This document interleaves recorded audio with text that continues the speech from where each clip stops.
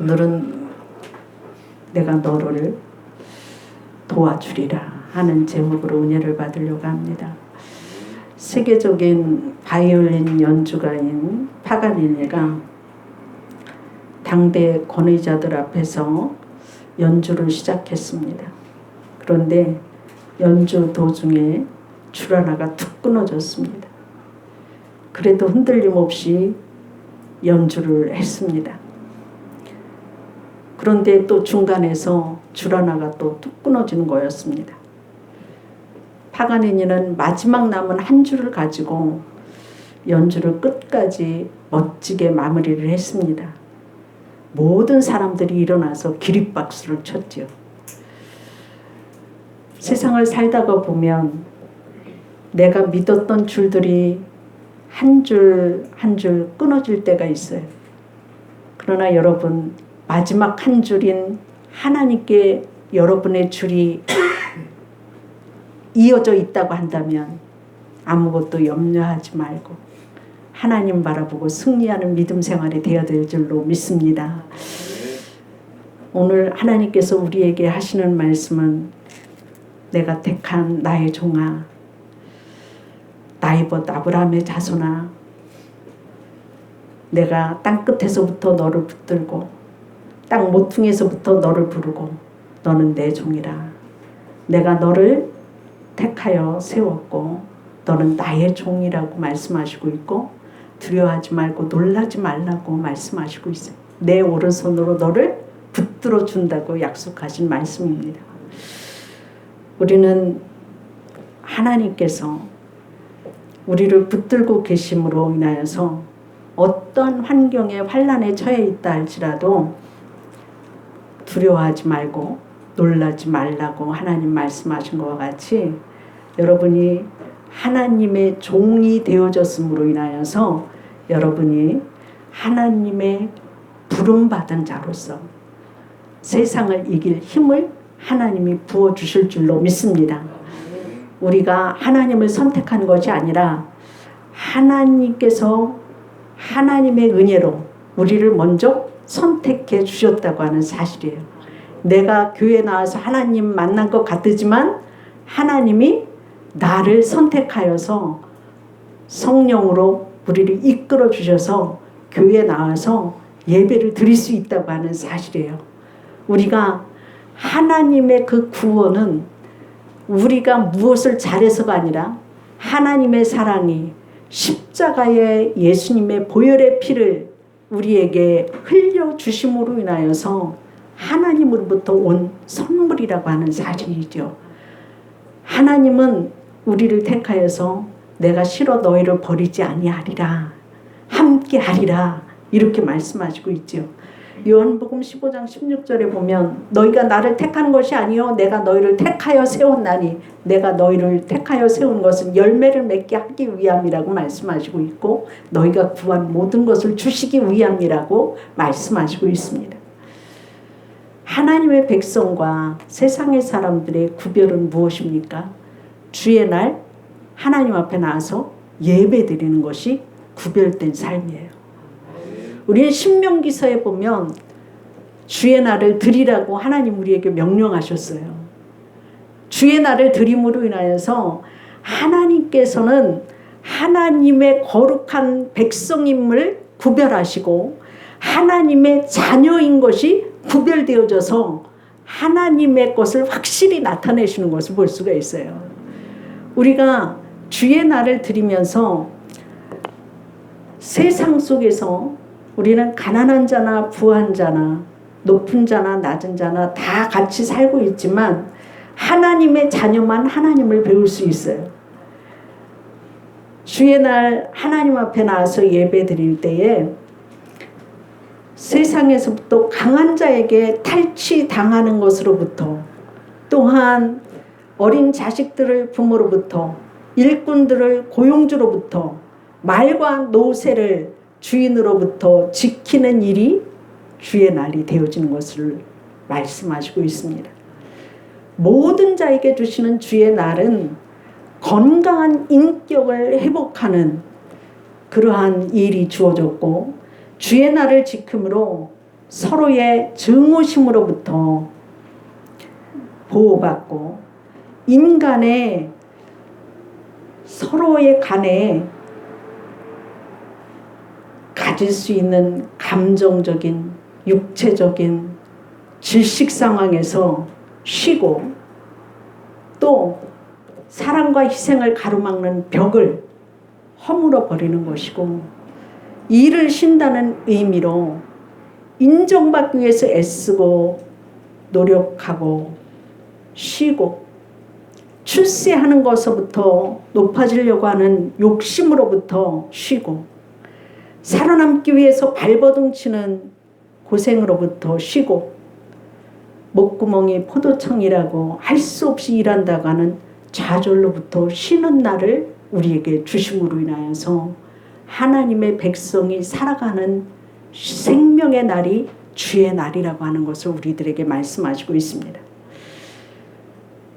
아담의 타락 이후에 구원의 날이 이루어진 날, 부활의 날이 주의 날이에요. 예수님이 죽었다가 다시 사신 날이 주의 날이고 부활의 날인데 성도들은 이 거룩한 예배의 날 오늘 구원이 나에게 이루어졌다고 하는 그것을 감사하면서 축하하는 날이 주일의 예배입니다.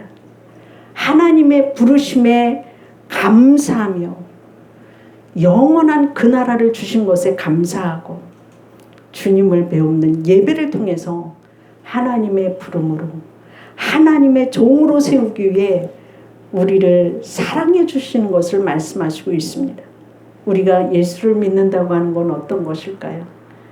주의 날 나와서 하나님 앞에 예배드리면서 안식을 주신 그 기쁨과 예배를 통해서 하나님을 뵙는 그곳에서 우리는 하나님의 자녀로서 예배드리는 주의 날을 드림으로 구별된 이러한 생활을 하게 되는데 우리가 예수를 믿는다는 건 단순히 교회만 다닌다고 해서 구별되는 건 아니에요.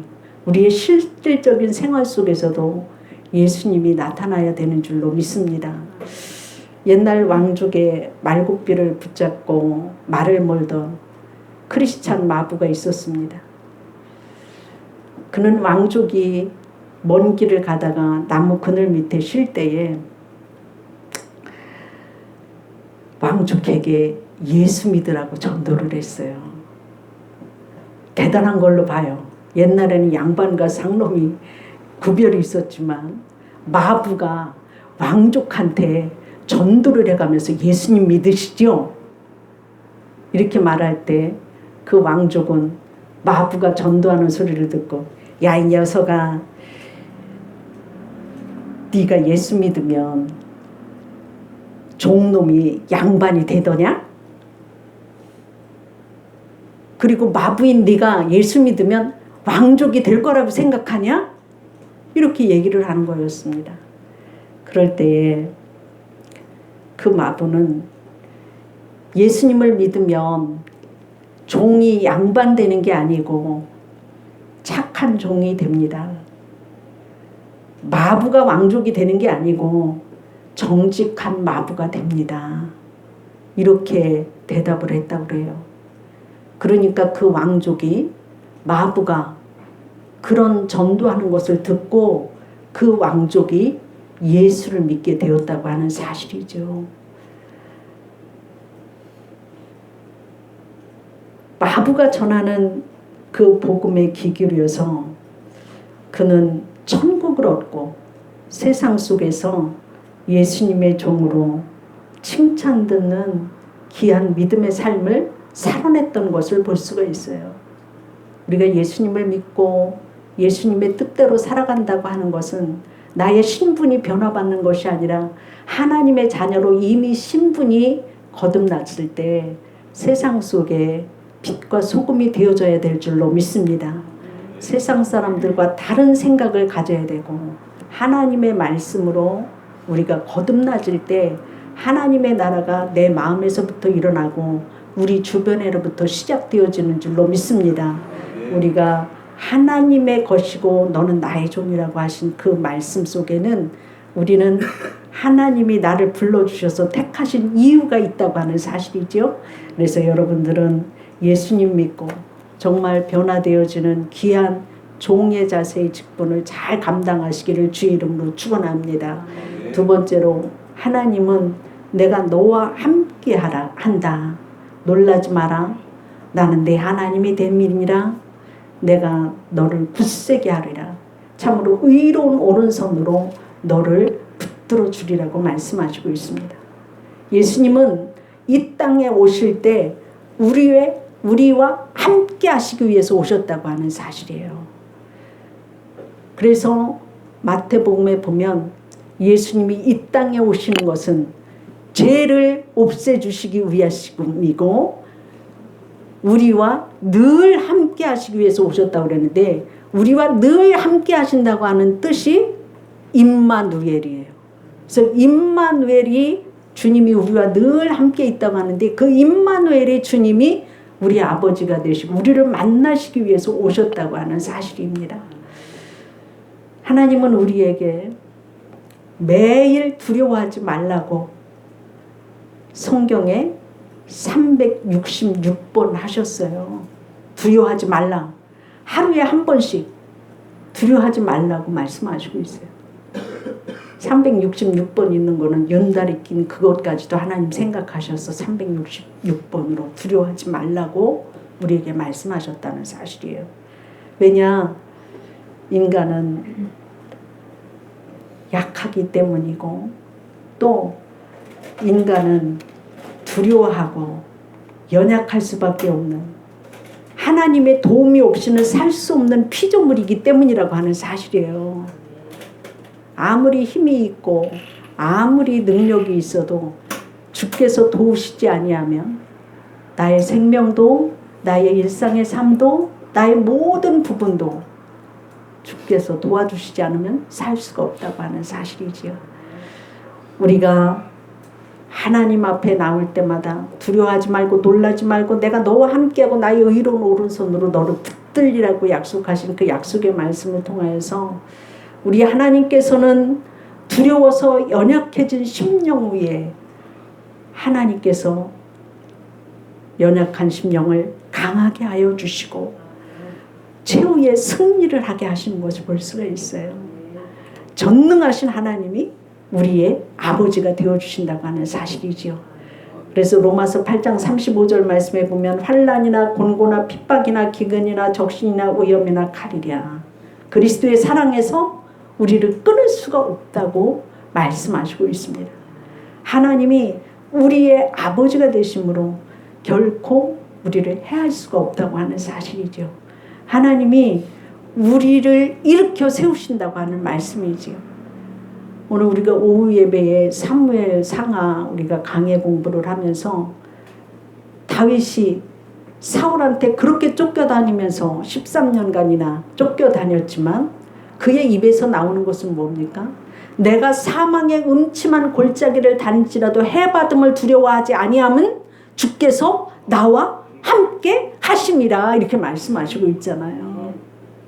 금방 죽을 것 같이 용사들이 와서 화살을 쏘고 둘러쳤어도 하나님이 나의 목자가 되어주시니까 내가 푸른 초장 맑은 물가로 인도함을 받고 사망의 음침한 골짜기에 있다 할지라도 하나님이 나를 지키실 것을 믿었기 때문에 하나님이 보호하심을 체험했기 때문에 그는 신앙의 고백을 그렇게 할 수 있었던 것을 볼 수가 있어요. 우리가 시편 23편을 보면 여호와는 나의 목자시니 내게 부족함이 없으리라.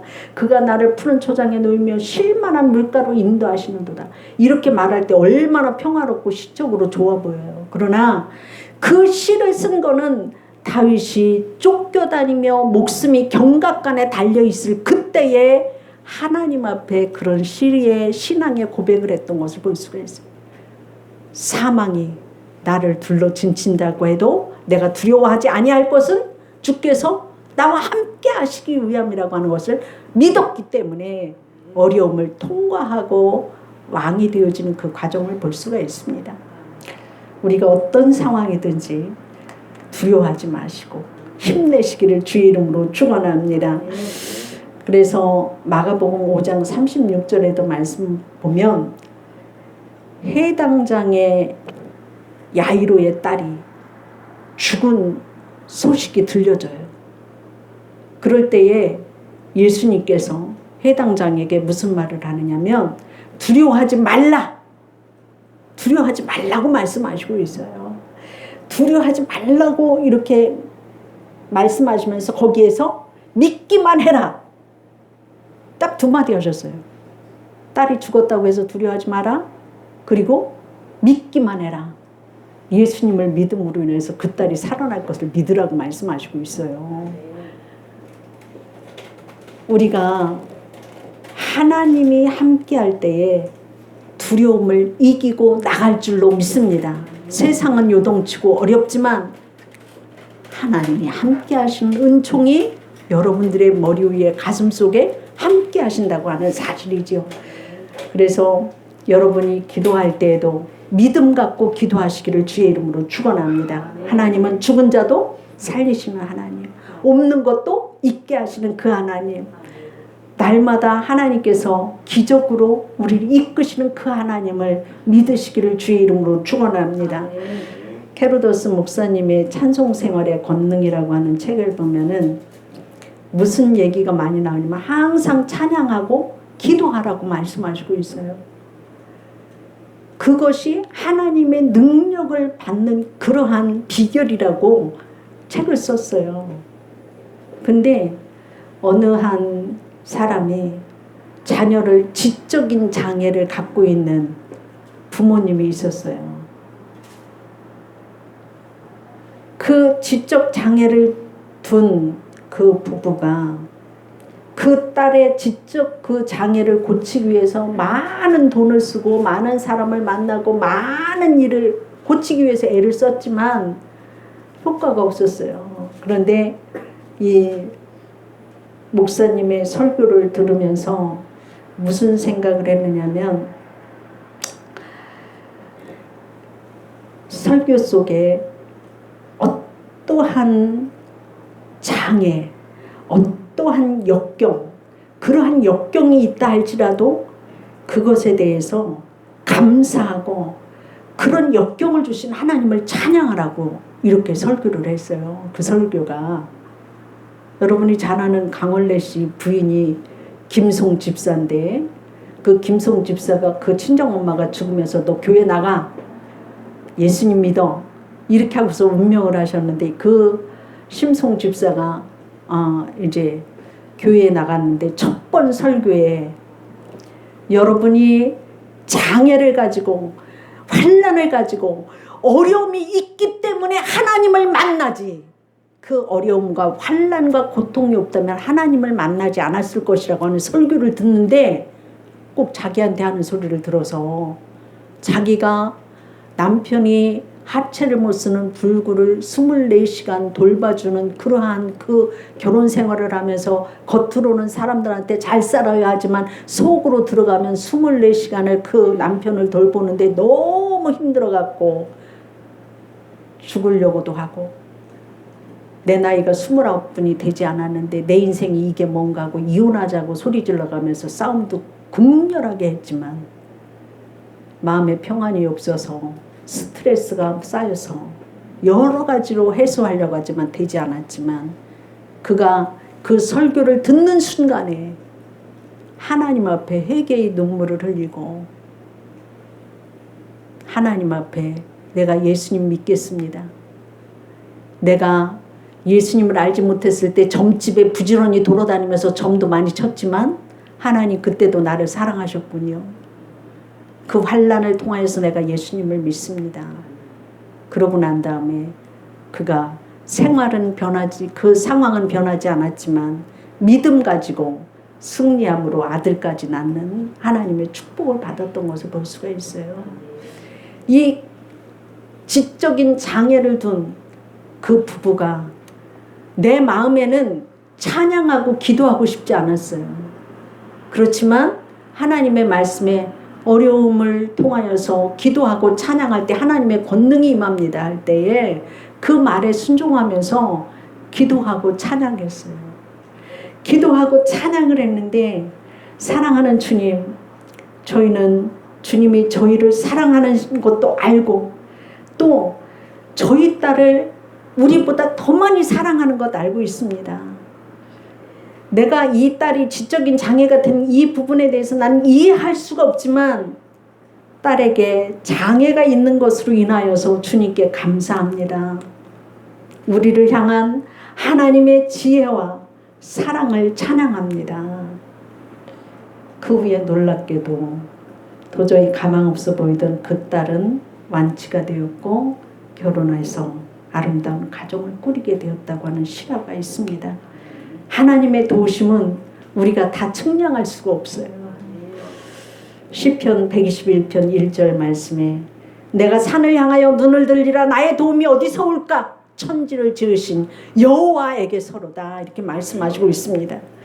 5절 말씀에 보면 여호와는 너를 지키시는 이시라 여호와께서 내 오른쪽에서 내 그늘이 되시다니 하나님이 여러분의 삶 속에 그늘이 되어주시고 지켜주시고 도와주신다고 약속하시고 있어요. 여러분은 하나님의 것이고 여러분은 하나님이 내가 너를 도와주리라 내가 너를 떠나지 않고 함께하리라 약속하셨습니다. 믿음 가지고 승리하시기를 원합니다. 여러분 어려운 일이 있습니까? 곤고한 일이 있습니까? 무거운 짐이 있습니까? 병이 있습니까? 하나님이 여러분과 함께 계시고 주의 오른손으로 여러분을 붙들어 주시고 있다고 하는 사실을 믿으시고 새 힘을 얻으시기를 주의 이름으로 축원합니다. 기도하겠습니다. 사랑하는 주님 감사합니다. 오늘도 저희들이 세상을 살면서 낙심하고 포기되어지고 힘들어졌을 때 눈을 들어 주를 볼 수 있게 하여 주시고 주 앞에 나와서 예배드리게 하시니 감사를 드립니다. 세상의 줄이 끊어져도 하나님의 줄이 끊어지지 아니하면 우리가 분명히 살 길을 하나님께서 열으시는 줄로 믿사오니 사랑하는 성도들에게 믿음 더욱 부어주시옵시고 성령으로 충만하게 하여 주시옵시고 목자 되신 주님을 따라가는 우리의 믿음이 되어지게 하여 주시옵시고 죽은 자도 살리고 없는 것도 있게 하시는 그 하나님을 찬양하며 감사하며 하나님의 오른손으로 붙들림 바 되어진 성도들의 삶이 되어줄 수 있도록 축복하여 주시옵소서. 감사하며 예수님 이름으로 기도드립니다. 아멘.